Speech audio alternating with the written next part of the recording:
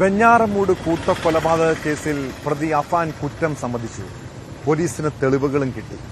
എന്നാൽ അന്വേഷണ സംഘത്തെ കുഴപ്പിക്കുന്നത് ഉമ്മ ഷെമിയുടെ മൊഴിയാണ്. മകൻ ചെയ്ത കൂട്ടക്കൊല തിരിച്ചറിഞ്ഞിട്ടും കട്ടിലിൽ നിന്ന് വീണുണ്ടായ അപകടമെന്ന മുൻമൊഴിയിൽ ഉറച്ചു നിൽക്കുകയാണ് ഷെമി.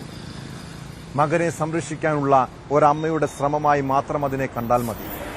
ഒരിക്കൽ അവർക്ക് സത്യം തുറന്നു പറയേണ്ടി വരും.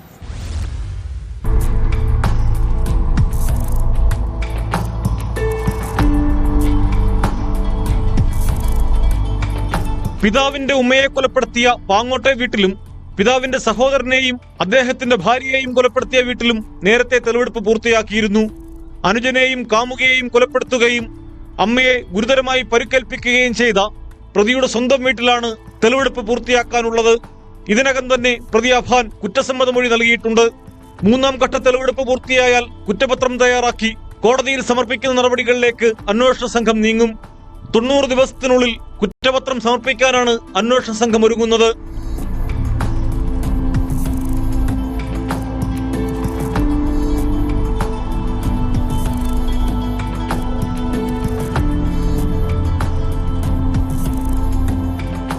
അതേസമയം കട്ടിലിൽ നിന്ന് വീണാണ് പരിക്കേറ്റതെന്ന മൊഴി അഫാന്റെ മാതാവ് ഷെമി ആവർത്തിക്കുകയാണ്.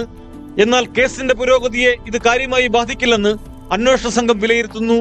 സാക്ഷിമൊഴികളും സാഹചര്യ തെളിവുകളും CCTV ദൃശ്യങ്ങളടക്കമുള്ള ഡിജിറ്റൽ തെളിവുകളും പ്രതിയുടെ തന്നെ കുറ്റസമ്മത മൊഴിയും ശിക്ഷ വാങ്ങി നൽകാൻ പര്യാപ്തമാണ്.